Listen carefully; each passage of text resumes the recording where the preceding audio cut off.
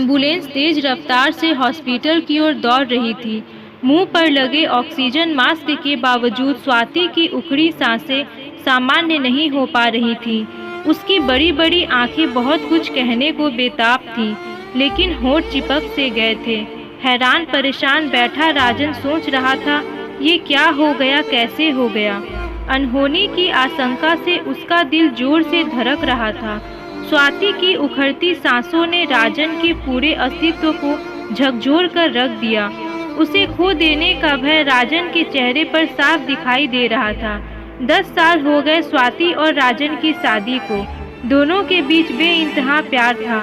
लोग दोनों का सफल वैवाहिक जीवन की मिसाल देते नहीं थकते थे। स्वाति बहुत हंसमुख थी। दिन भर हंसते मुस्कुराते अपनी सारी जिम्मेदारियों को पूरा करती।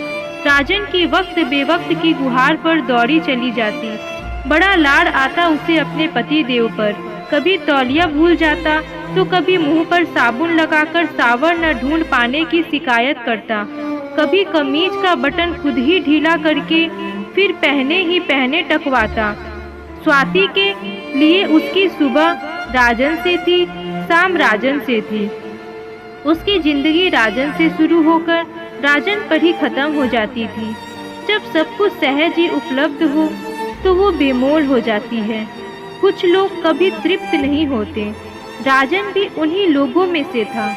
गुजरते वक्त के साथ स्वाति का इजहार, मनुहार और भावनाओं को उजागर करना उसे छिछोरापन लगने लगा। पढ़ाई पूरी करते ही उसे स्वाति के साथ शादी के बंधन में बांध दिया गया।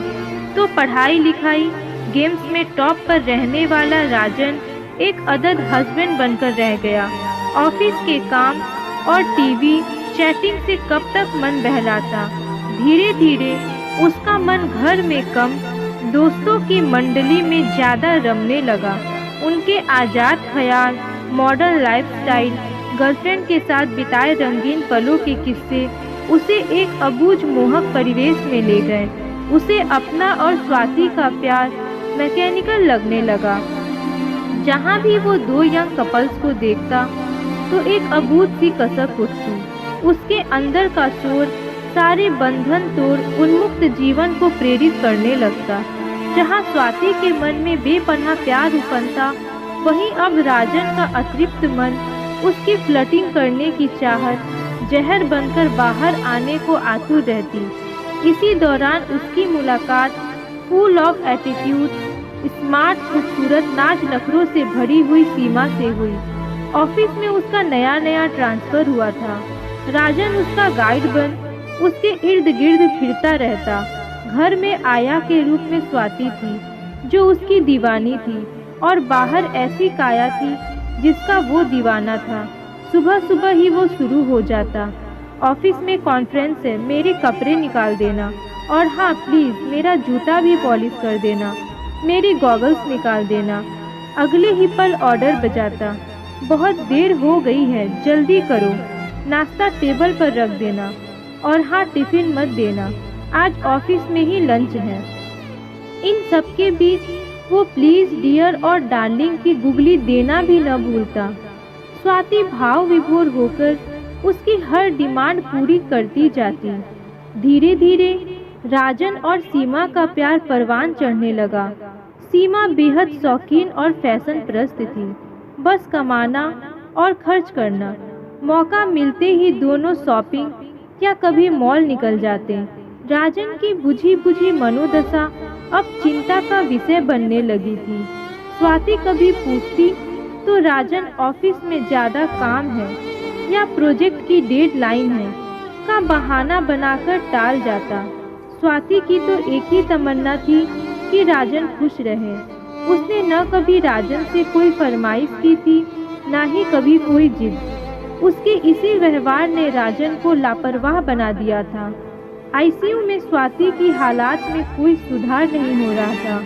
जिंदगी के दरवाजे पर मौत की दस्तक देखकर राजन की घबराहट बढ़ती जा रही थी। दोनों बच्चों को सीने से लगाए वो कांच से लगातार उसे देखे जा रहा था।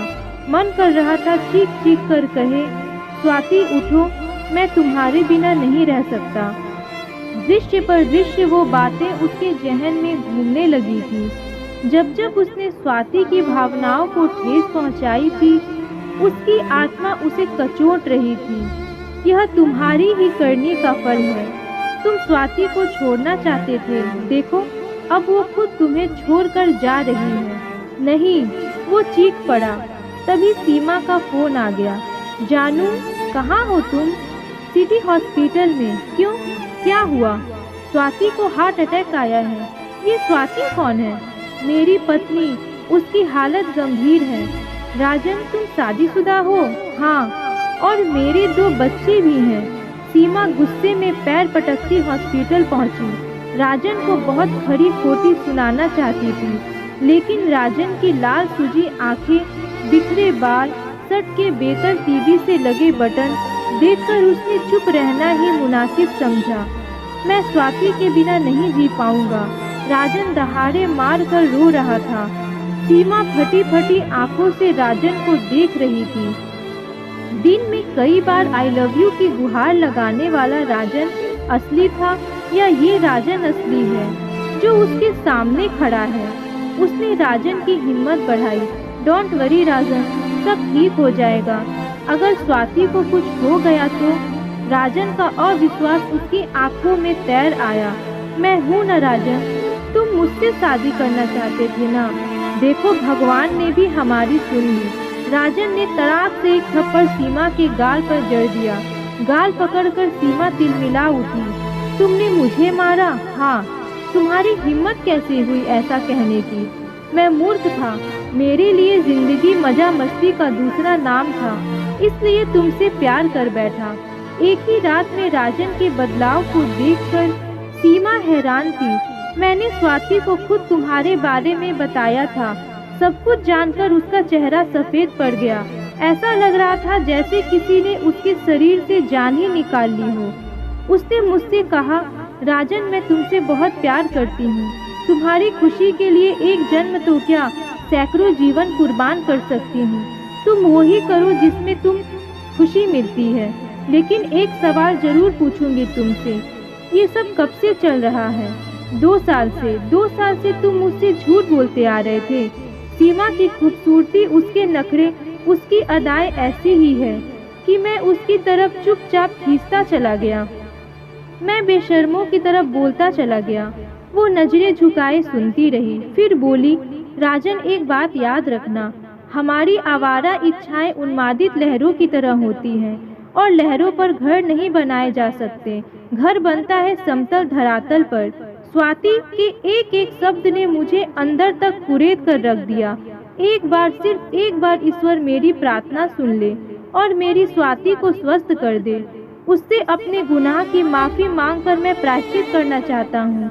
सीमा सोच रही थी, समझ भी रही थी कि सीमा लांघती हमारी इच्छाएं, हमारी चाहते, हमारी लापरवाहियाँ, हमारा उन्माद सागर की उन लहरों की तरह है जो जब भी किनारे से टकराती है तो जमीन का बहुत बड़ा हिस्सा काट ले जाती है। काश ये बात राजन ने समझी होती तो 3 जिंदगियां बिखरने से बच गई होती। अगर आपको यह कहानी पसंद आई हो तो प्लीज़ लाइक, शेयर और सब्सक्राइब करना ना भूलें। धन्यवाद।